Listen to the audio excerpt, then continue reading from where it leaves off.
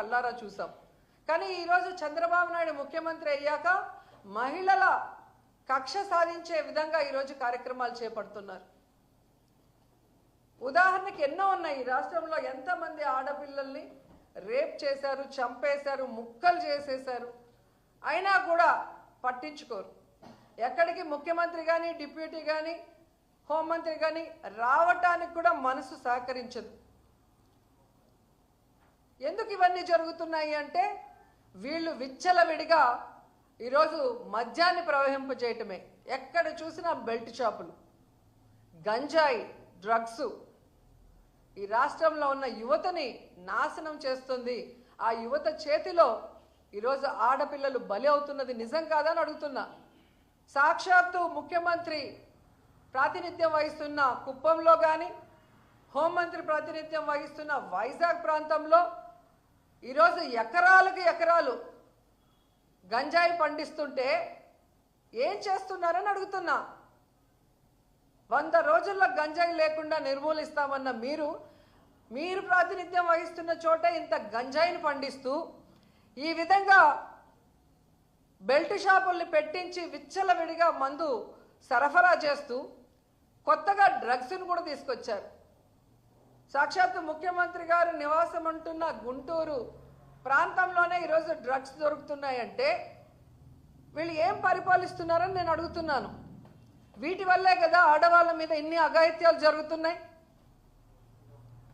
మొన్నటికి మొన్న మనం చూసాం కిమ్స్లో ఫార్మసీ స్టూడెంట్ని ఆ ఏజీఎం దీపక్ అనేవాడు ఎలా బ్లాక్మెయిల్ చేశాడు, ఎలా అమ్మాయిని లోబర్చుకున్నాడు, ఎలా అమ్మాయిని వాడుకున్నాడు.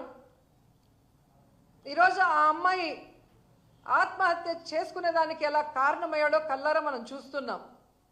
మార్చి 23వ తేదీన జరిగితే సూసైడ్ అటెంప్ట్ 3 రోజుల వరకు ఆ కేసుని ఎలా నీరుగార్చాలన్న ప్రయత్నమే ఈ ప్రభుత్వం చేసింది. ఎందుకంటే హాస్పిటల్ చంద్రబాబు నాయుడు సామాజిక వర్గానికి ఆయనకు కావాల్సిన మనిషిది. ఆ ఏజీఎం దీపక్ తెలుగుదేశం పార్టీ నాయకుడు.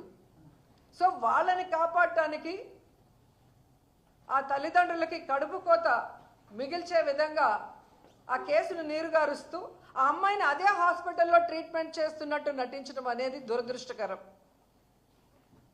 ఈరోజు స్టూడెంట్స్, మహిళా సంఘాలు, వైఎస్ఆర్సీపీ అందరూ కూడా పోరాటం చేశాక ఏదో తూతూ మంత్రంగా అరెస్ట్ చేశారు. కానీ ఎందుకు ఈ రోజు వరకు ఆ హాస్పిటల్లో ఉన్న సీసీ ఫుటేజ్ని బయటికి ఇవ్వలేదు అని అడుగుతున్నా. పాస్టర్ గారి విషయంలో వాళ్ళ ఇష్టానికి అక్కడ ఒక సీసీ ఫుటేజ్, ఇక్కడ ఒక సీసీ ఫుటేజ్ అని చూపిస్తూ ఎలా కేసులు డైవర్ట్ చేయాలనుకుంటున్నారో మనం కళ్ళారా చూసాం. అలాగే అనేక కేసుల్లో మనం చూసాం కేసులు డైవర్ట్ చేయడానికి ఎలాంటి సీసీ ఫుటేజ్లు వీళ్ళు బయటికి ఇస్తారని.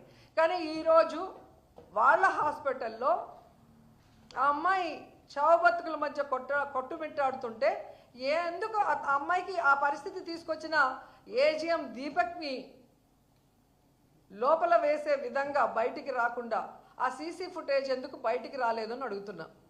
ఎందుకంటే ఆ అమ్మాయే తీసుకుంది మెడిసిన్ అని చెబుతున్న వీళ్ళు ఆ మెడిసిన్ వాళ్ళే తీసుకోలేరు అని ఆ అమ్మాయితో చదువుతున్న మిగతా అమ్మాయిలు చెప్తున్నారు కదా టీవీల్లో.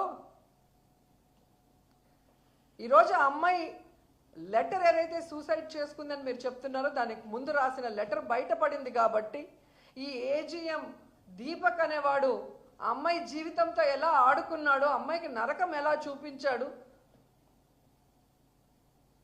అనేది బయటపడింది. సో అది హత్య, ఆత్మహత్య అనేది ఇప్పుడు అనుమానం వస్తుంది. ఎందుకంటే ఆ అమ్మాయి ఆ మెడిసిన్ ఎక్కించుకోలేనప్పుడు ఆ అమ్మాయికి ఆ మెడిసిన్ ఎవరు ఎక్కించారు, ఆ అమ్మాయి చావు బతుకులో ఉండడానికి కారణం ఎవరు అనేది ఆ సీసీ ఫుటేజ్ బయట పెట్టాలని కూడా డిమాండ్ చేస్తున్నాం. ఎందుకంటే ఈరోజు పోలీసులు ఎలా తయారయ్యారంటే తెలుగుదేశం పార్టీ కార్యకర్తల్లాగా తయారయ్యారు. ఈరోజు ఎవరికైనా అన్యాయం జరిగితే న్యాయంగా కేసుని ఎక్కడ కూడా డీల్ చేయరు. ఈ రెడ్ బుక్ రాజ్యాంగం కోసం బ్లడ్ బుక్ అని పెట్టుకొని ఏ విధంగా పోలీసులే దగ్గరుండి తప్పులు చేస్తున్నారు అనేది మనం స్పష్టంగా చూస్తున్నాం. ఏ విధంగా నేరస్తుల్ని కాపాడటానికి పోలీసులు ప్రయత్నం చేస్తున్నారు, కేసుని డైవర్ట్ చేయడానికి, ఏ విధంగా నీరు గార్చడానికి ప్రయత్నం చేస్తున్నారో ప్రతి చోట కూడా మనకు కనిపిస్తుంది.